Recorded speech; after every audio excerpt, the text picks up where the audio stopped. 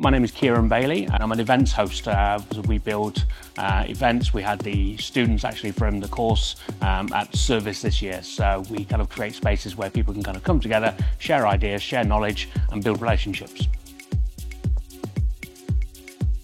I mean, to be fair, it's been a real evolution, a real journey. You know, it kind of starts off at 15 doing work experience and from school and finding an absolute love and passion for hospitality and connecting with people and kind of delivering just amazing experiences and seeing those moments where they just shine with happiness and joy. And then everything from that point has kind of gone through to today. So I spent 20 years in operations, got old, realised I've got the knees of a 90-year-old, that's not going to work anymore, and thought about how do I still continue to add value to the industry that I love. So it's just been that kind of gentle progression to this point. And I think if you would have kind of asked 15-year-old Kieran, who grew up in a council estate, kind of pretty tough environment to be fair, that actually would you ever see yourself kind of working with a university and a college like this and being able to kind of contribute in that way?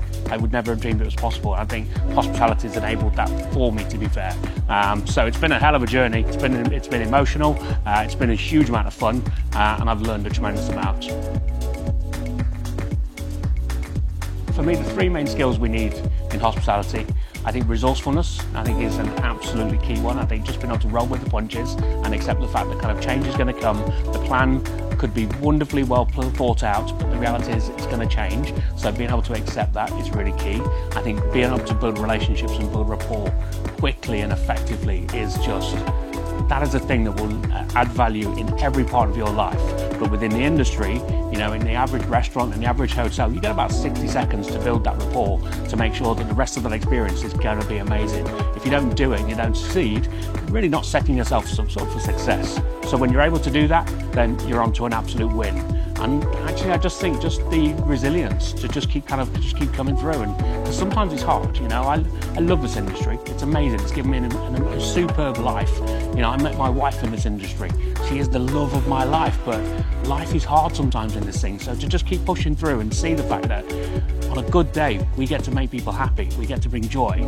That's an amazing thing. So I think resilience, resourcefulness, and just building rapport, and they all begin with R, which is not what I expected, but there you go.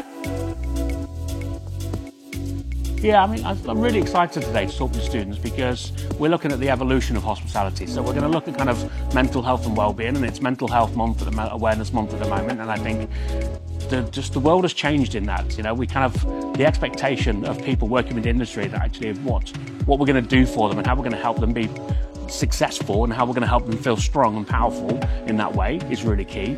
We're going to look at kind of the evolution of the guest experience and kind of what people are expecting differently from us, because there is just a simple fact. The old days of just kind of being able to do just enough to get by doesn't exist anymore. We've got to look for the simple wins, the easy opportunities, and I'm a massive fan of Will Guidara's Unreasonable Hospitality, where we look at the easy wins where we can just blow the experience out of the water without any massive effort, without any massive expense, but just with a little bit of care and attention to detail. And then we're going to look at the digital transformation, because our world has just evolved so drastically. And I'm a 50-year-old man, but I kind of think we've got to stay on top of these things. We've got to be aware of what's coming forward. And I think if we're not paying attention to what's coming next, how can we be successful? So I think having those conversations with the students, I think it's going to be amazing. I expect to learn some stuff from listening to them, to be honest with you. I hope they're not just expecting that I'm going to give them loads of information, because I'm feeling quite selfish on this. I want to learn. So I think it's going to be a really good day.